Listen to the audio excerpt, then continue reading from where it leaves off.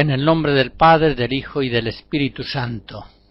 Con esta conferencia que hace el número 100 y a la que solamente por la gracia de Dios he podido llegar, cierro ya la serie Dame de beber. Y quiero terminarla hablando de la vocación de los laicos a la santidad.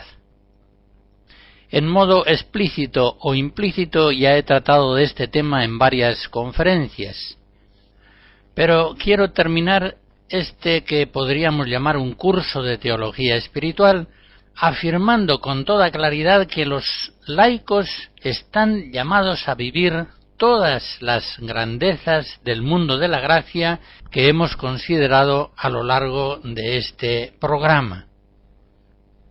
Cuando la Iglesia nace y vive directamente de la predicación de Cristo y de sus apóstoles, el ideal perfecto del Evangelio es claramente propuesto a todos los fieles cristianos, laicos y sacerdotes. Todavía los monjes no han nacido. Es un tiempo en que a los cristianos laicos todavía se les exhorta a seguir conductas que para el mundo son absurdas. Por ejemplo, la predicación apostólica les exhorta a no defender sus derechos ante los tribunales paganos, a preferir unirse a Cristo y padecer con Él la injusticia. Lo vemos en 1 Corintios 6, 1 Pedro 2. Es un tiempo en que se puede pedir también a los laicos, y de hecho se les exige, que renuncien a determinadas profesiones mundanas, ser, por ejemplo, actores, actrices, escultores, pintores, gladiadores, prestamistas, que, dadas las circunstancias concretas de aquel tiempo, son incompatibles con el espíritu del Evangelio. Son normas que encontramos, por ejemplo, en la tradición apostólica, poco después del año 200. Es tiempo en que se exhorta a los fieles a una oración muy asidua, muy continua, y que también se les exhorta a la comunicación de bienes materiales, de tal modo que entre los que son hermanos de un mismo Cristo no haya pobres que sufran necesidad. Las catequesis bautismales reflejan este alto idealismo común a todas las vocaciones cristianas.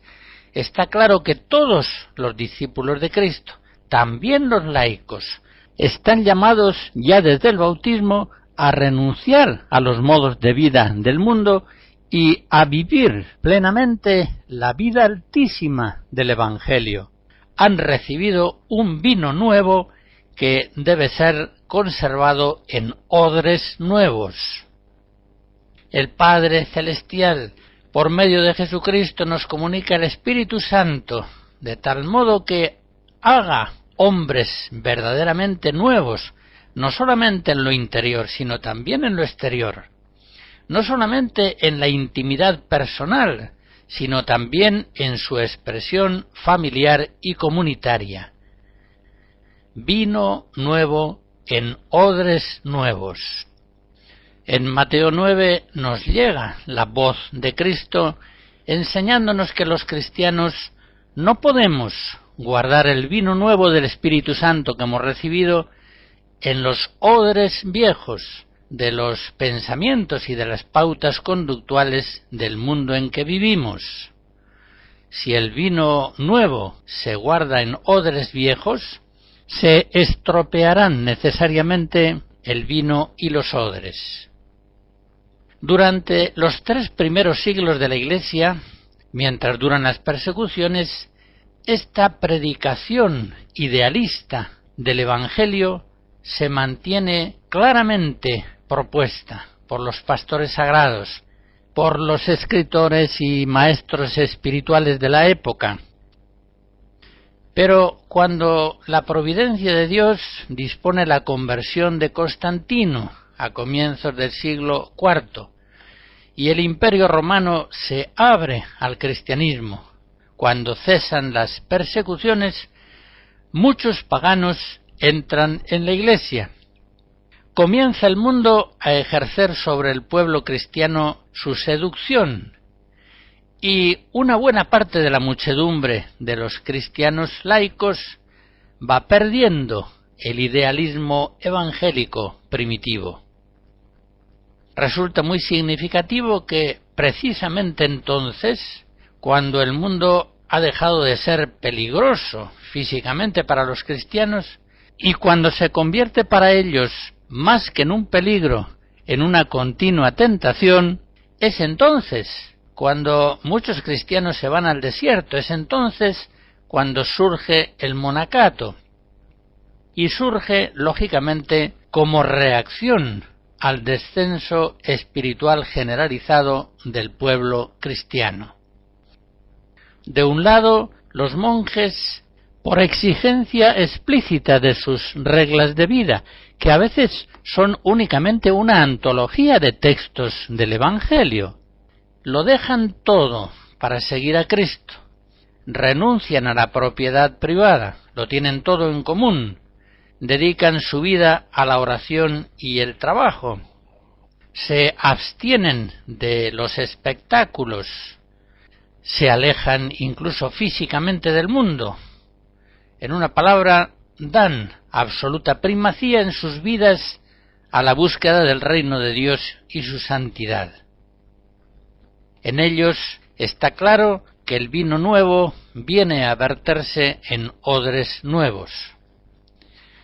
Por el contrario, los laicos en este tiempo, al menos muchos de ellos, van arraigando su ciudadanía en este mundo, van perdiendo su condición de forasteros y peregrinos en el mundo, por emplear los términos de 1 Pedro 2, y muchas veces no se hacen problema en asumir buena parte de las costumbres mundanas.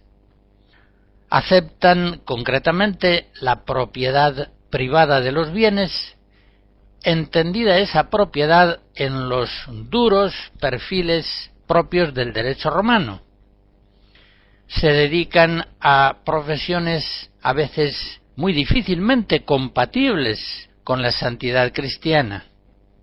Miran menos hacia lo alto, hacia el cielo, y van dedicándose cada vez más a los asuntos del mundo visible, dando con frecuencia primacía a las añadiduras sobre la búsqueda del reino. En tiempos de paz, más aún en tiempos políticamente favorables, los cristianos, muchos de ellos al menos, se van mundanizando. Es un tiempo en el que se reduce en los cristianos en gran medida la presencia de la cruz, la dimensión penitencial y orante de la vida, la pobreza evangélica, la austeridad de las costumbres. Hay, por supuesto, laicos excepcionales que escapan a esa mediocridad general que se va estableciendo. Pero puede decirse que el laicado como conjunto no intenta ya un régimen de vida que no sólo en lo interior, sino también en lo exterior, se mantenga verdaderamente fiel al idealismo primitivo del Evangelio de Jesucristo. Se va produciendo esa situación tan peligrosa denunciada por Jesucristo, el vino nuevo en odres viejos. Escucharemos algunos cantos espirituales negros.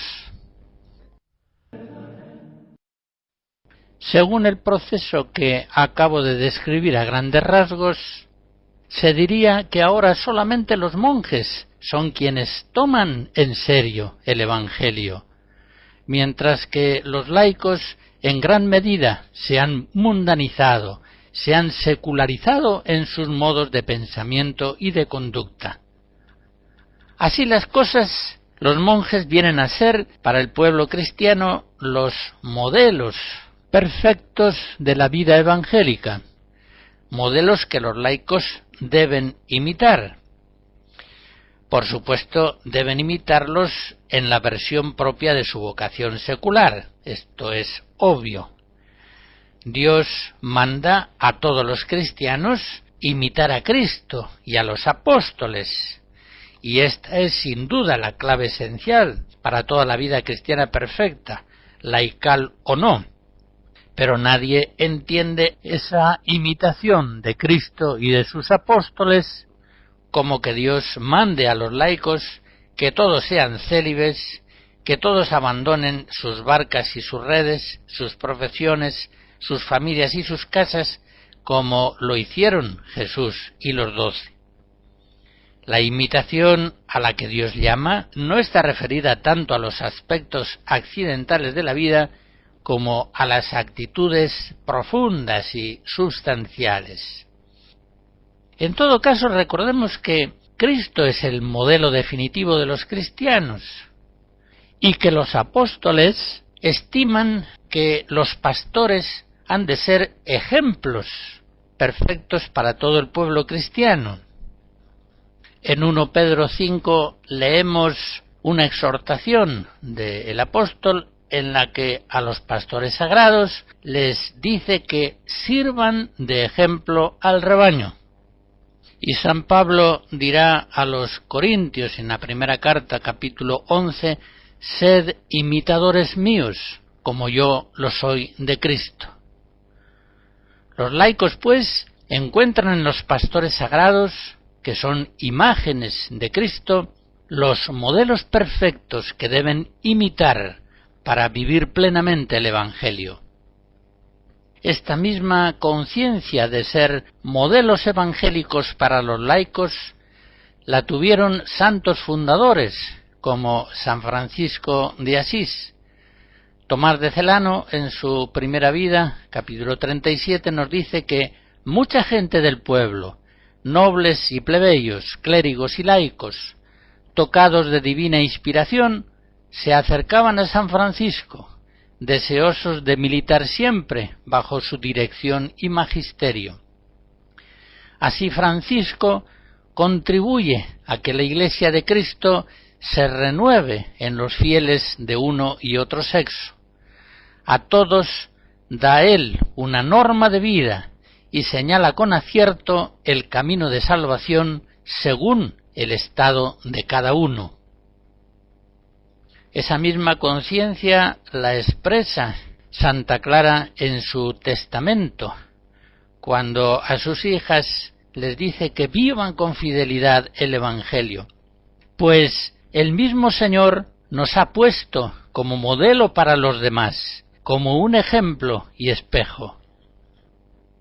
Así se llega a una situación que podemos comprobar en muchos siglos de la Iglesia. No hay entre los laicos y los religiosos un abismo de diferencia, sino que más bien, al menos entre los laicos más fervorosos, hay una homogeneidad entre su vida y la de los religiosos. Y esto es así precisamente en la medida en que los laicos viven el Evangelio plenamente, no solo en lo interior, sino también en lo exterior, en sus formas de vida familiar y comunitarias. Entonces se produce una admirable homogeneidad entre la vida laical y la vida religiosa. Hay una gran semejanza entre los hogares cristianos y los ámbitos del monasterio o del convento. Hay una profunda afinidad entre los célibes y los casados. Y concretamente, cuando los laicos se ven llamados por Dios a la vida religiosa o sacerdotal, la transición del hogar cristiano al monasterio, al seminario o al convento es relativamente suave. Hay una continuidad de un ambiente al otro. No supone un cambio traumático, sino un avance en la misma dirección y en el mismo espíritu. Por eso mismo las vocaciones religiosas, sacerdotales y monásticas son muy numerosas en esos tiempos cuando los pastores sagrados y sobre todo los religiosos son mirados por el pueblo cristiano como modelos de vida evangélica perfecta. Es completamente previsible que si B y C tratan con toda su alma de parecerse a A, entre B y C habrá una gran semejanza. Aplicando esta proposición a nuestro tema, habrá que decir que existe una profunda semejanza entre la vida espiritual de los religiosos y de los laicos cuando unos y otros aspiran con toda su alma a la santidad. Ya la doctrina teológica nos enseña claramente que el Espíritu Santo produce una misma perfección interior en los laicos y religiosos, una misma santidad, y que unos y otros siguen de verdad a Jesucristo dejándolo todo, unos efectivamente y otros afectivamente, esto es, en la disposición de su alma, aunque no en el exterior.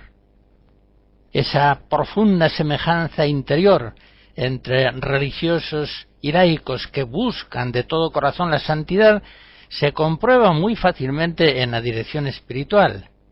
Allí se ve con toda claridad que uno mismo es el esplendor de la gracia de Cristo que reviste a los laicos y a los religiosos.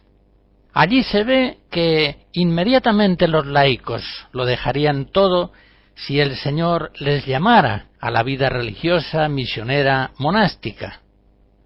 Allí se ve cómo igualmente religiosos y laicos toman cada día su cruz para seguir bien de cerca a Jesucristo.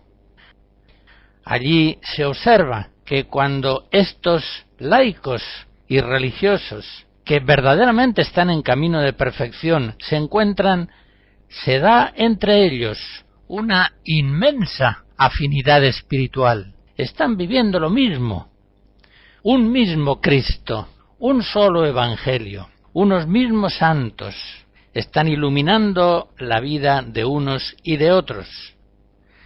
Son diversos sin duda ciertos matices y modos prácticos de sus vidas, pero están viviendo lo mismo. Por ejemplo, el mismo Espíritu Santo que hace posible por su gracia la abstinencia total de los célibes y de las vírgenes cristianas, es el que hace posible a los casados la abstinencia conyugal periódica o la abstinencia total cuando ésta se muestra necesaria. El mismo Espíritu Santo que da a los religiosos la gracia de profesar una pobreza absoluta es el que mantiene a los laicos cristianos lejos de toda superfluidad mundana, fieles al espíritu de la pobreza que Cristo predicó en su Evangelio a todos sus discípulos. Es pues un error que trae graves consecuencias negativas pensar que la espiritualidad laical solamente se ha desarrollado en unas formas genuinas y verdaderas cuando a partir del siglo XX, al menos en alguna de sus versiones, ha expresado su fisonomía en una forma contradistinta a la espiritualidad de los religiosos. El testimonio de la historia de la Iglesia, es decir, los hechos, nos están diciendo lo contrario. Pensemos, por ejemplo, en la Edad Media, en la cual hay una homogeneidad profunda entre la santidad laical y la santidad religiosa. Son en ese tiempo muchos los que en la misma vida laical, imitando a los religiosos, están imitando a Cristo. Por eso son muy asiduos a la oración y a los sacramentos. Por eso dejan los bienes materiales en cuanto les es posible, tienen lo que guardan como si no lo tuvieran, son asiduos a la lectura de la Sagrada Escritura, de los libros espirituales, se alejan de toda mundanidad frívola o peligrosa, practican el ayuno, la mortificación, la limosna, se entregan generosamente a obras asistenciales y apostólicas en sus gremios, en sus cofradías, en sus parroquias. En una palabra, imitan a Cristo, imitando a los religiosos. Viven el Evangelio, inspirándose en buena parte en el ejemplo conmovedor que los religiosos dan dejándolo todo y siguiendo a Jesús. Apliquemos siempre y a todo la regla de discernimiento que nos dio Jesucristo. Por sus frutos los conoceréis. Si nos fijamos concretamente en esta época medieval, podremos comprobar, apoyándonos en estudios históricos de alta calidad científica, que en los siglos XII y XIII un 25% de los santos reconocidos por la Iglesia son laicos. Es un dato realmente impresionante que nos demuestra la alta calidad evangélica de la espiritualidad de los laicos en la Edad Media. Es cierto que todavía la espiritualidad laical no tenía una tematización teológica tan perfecta como la que se ha producido en los últimos tiempos de la Iglesia, pero en forma alguna significa esto que no existiera una espiritualidad profundamente evangélica en el pueblo cristiano laico. Solamente partiendo de un prejuicio falso puede menospreciarse la espiritualidad cristiana de los laicos en la Edad Media. Y solamente partiendo de un prejuicio falso puede pensarse que la espiritualidad laical en la Edad Media estaba indebidamente marcada por una fuga mundi, imitada malamente de los religiosos, que habría alejado a los laicos de las realidades seculares, volviéndolos así incapaces de evangelizar el mundo presente. La realidad es muy diversa. Comprobamos históricamente que el pueblo cristiano medieval, religiosos y laicos, juntamente, se mostró capaz de crear una filosofía cristiana, un arte cristiano, unas costumbres, unas fiestas, unos cantos, unas danzas, un modo de vestir, unas leyes e instituciones, en conjunto una cultura de patente inspiración evangélica. Por el contrario, y aquí también aplicamos la regla de discernimiento fundamental, por sus frutos los conoceréis, cuando los laicos se alejan, se diferencian gravemente de la espiritualidad de los religiosos, se alejan al mismo tiempo gravemente del mismo Evangelio y se van mundanizando, se van haciendo incapaces de evangelizar el mundo y de transformar las realidades presentes seculares con el Espíritu de Cristo.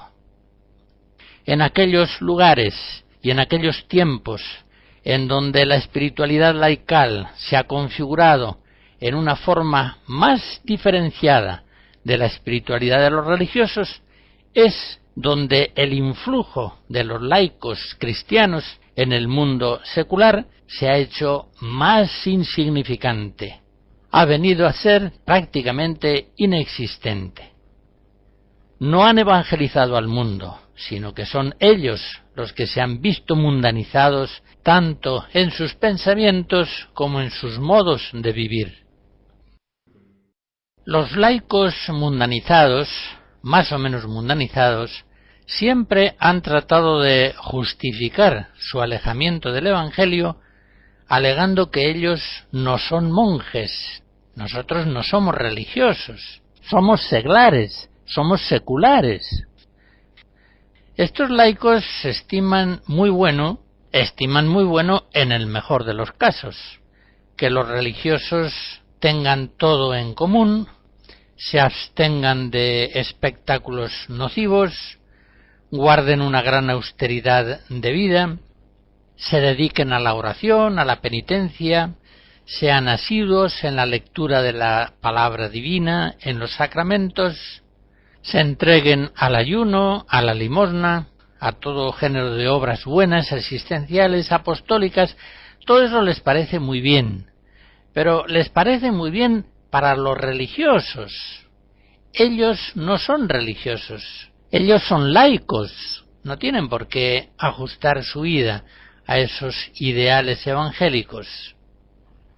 Estos laicos mundanizados, sobre todo cuando han sido objeto de una ideologización teológica, que podríamos decir laicista, entienden que incluso por fidelidad a su propia vocación secular deben encarnarse en las realidades mundanas, porque de otro modo no podrían evangelizarlas. El Señor Jesucristo frecuentaba la oración, se retiraba a lugares solitarios para entregarse a la oración, Lucas 5, y daba como norma a sus discípulos, a todos sus discípulos, a los apóstoles y también a los laicos: es necesario orar en todo tiempo y no desfallecer, Lucas 18. Por tanto, es evidente que el cristiano tiene una especial vocación a la oración. Así lo entendieron, así lo vivieron unánimemente los santos laicos. Pues bien, los religiosos toman en serio este sagrado destino a la oración. Se obligan a las horas litúrgicas y a ciertos tiempos diarios de oración prescritos por su regla. Estamos hablando siempre, por supuesto, de religiosos observantes.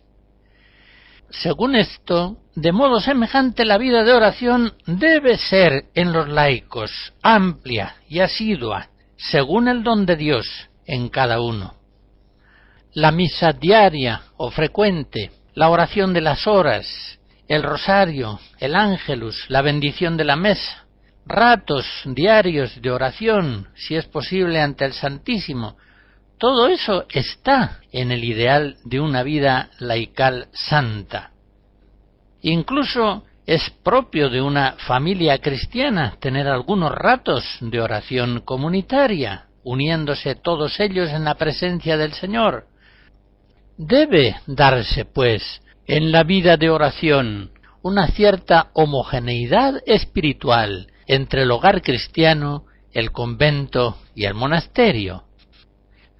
Los hijos han de ver que sus padres dedican tiempos a la oración y que les enseñan a orar. Es entonces cuando en el hogar cristiano, lo mismo que en el convento o en el monasterio, viene a cumplirse la palabra de Cristo. Mateo 21, mi casa será llamada casa de oración.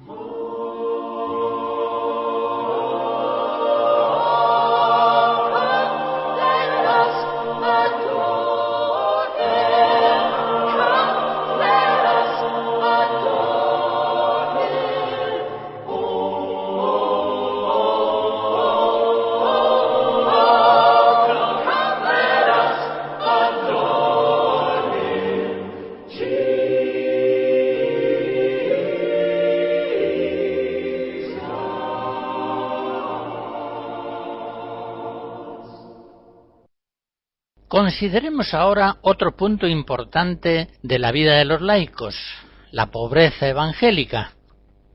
Fieles al ejemplo de Cristo y de los apóstoles, y poniendo en práctica sus enseñanzas, los cristianos pensaron desde un principio que cada uno, a su modo, según el don de Dios, debía participar de la pobreza de Cristo, su cabeza.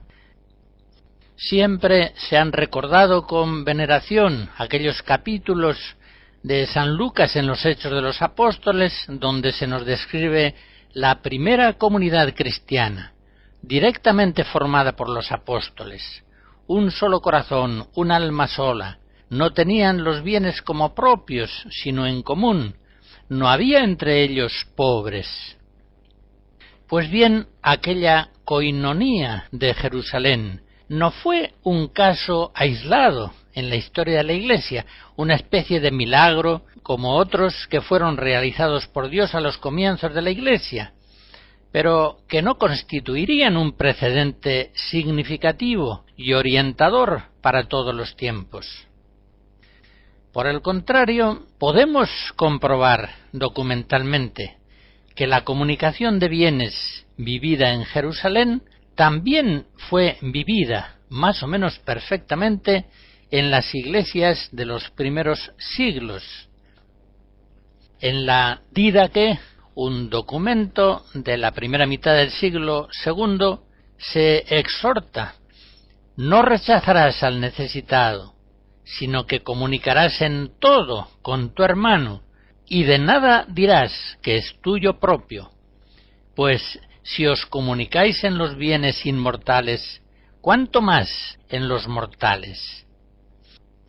Ese mismo consejo, formulado en palabras equivalentes, reaparece en otros muchos documentos de los primeros siglos.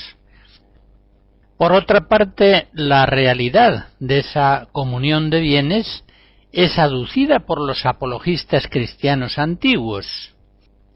Cito, por ejemplo, de la Apología de Arístides, filósofo ateniense, escrita en la primera mitad del siglo II.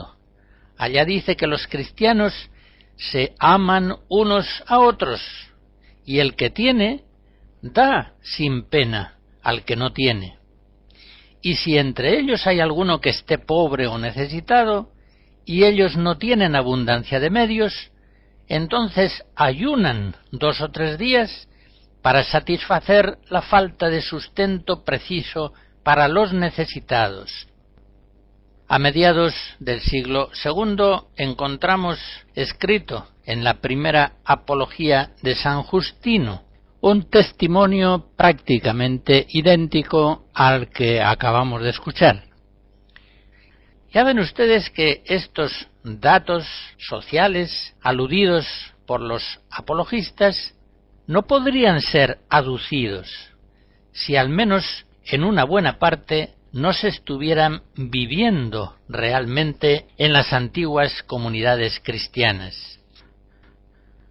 Pues bien, desde hace siglos, aquella coinonía apostólica, aquella comunión en los bienes espirituales y materiales, aquel formidable idealismo evangélico que tan fascinante resultaba para los mismos paganos, ha ido quedando relegado a los monasterios y conventos, a la vida religiosa. Ahí sí, ahí todos los hermanos lo poseen todo en común, y nadie llama propia cosa alguna, y a cada uno se le atiende según su necesidad.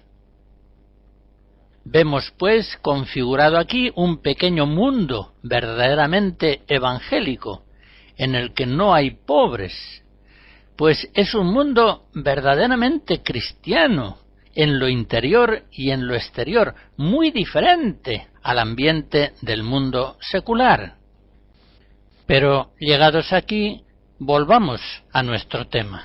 No podemos menos de hacernos la pregunta: ese efecto de la caridad cristiana y del amor a la pobreza evangélica, esa cierta manera de comunicación de bienes, no puede, no debe realizarse en comunidades de familias cristianas, no puede estar normalmente vigente, al menos en la vida de unos laicos que verdaderamente pretendan la perfección evangélica, mientras no haya también en la posesión de los bienes materiales una mayor homogeneidad entre religiosos y laicos, es decir, mientras los laicos no se decidan con más firmeza a vivir el Evangelio, los laicos, permanecerán atrapados en las mallas condicionantes de un mundo secular que, como siempre, da culto a la riqueza.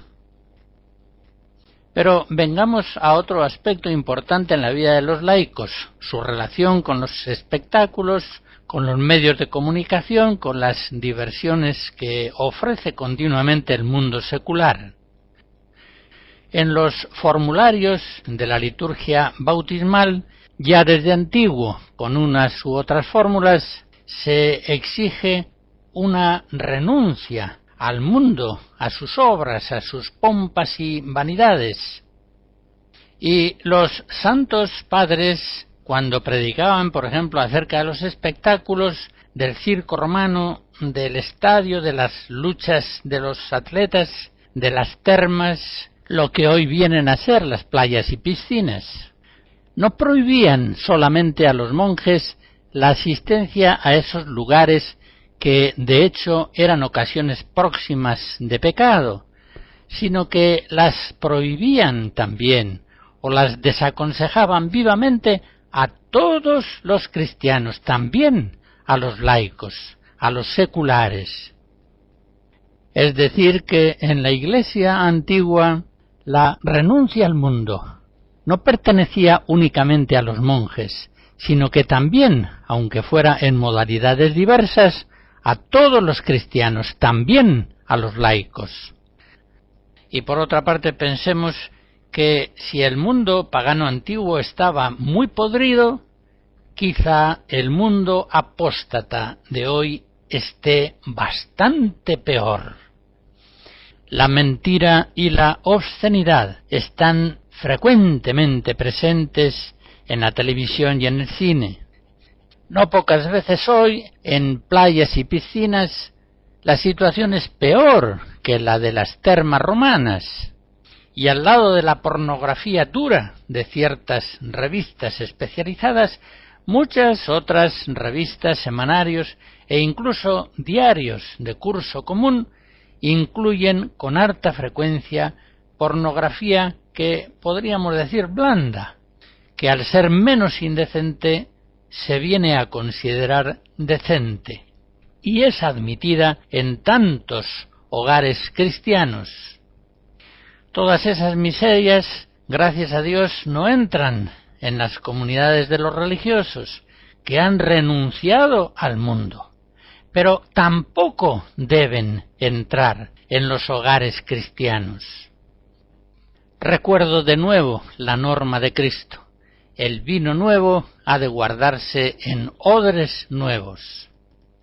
Y termino recordando aquellas palabras del apóstol San Pablo en Éfesos 4.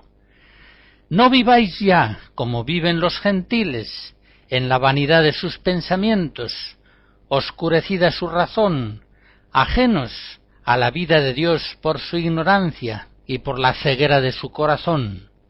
Embrutecidos se entregan a la lascivia. ¿No es esto lo que vosotros habéis aprendido de Cristo, si es que le habéis oído? Cristo os ha enseñado a abandonar el anterior modo de vivir, el hombre viejo corrompido por los deseos de placer, y a renovaros en la mente y en el espíritu. Dejad que el espíritu renueve vuestra mentalidad, y revestíos de la nueva condición humana, creada a imagen de Dios en justicia y santidad verdaderas. La bendición de Dios Todopoderoso, Padre, Hijo y Espíritu Santo, descienda sobre ustedes y les guarde siempre. Amén.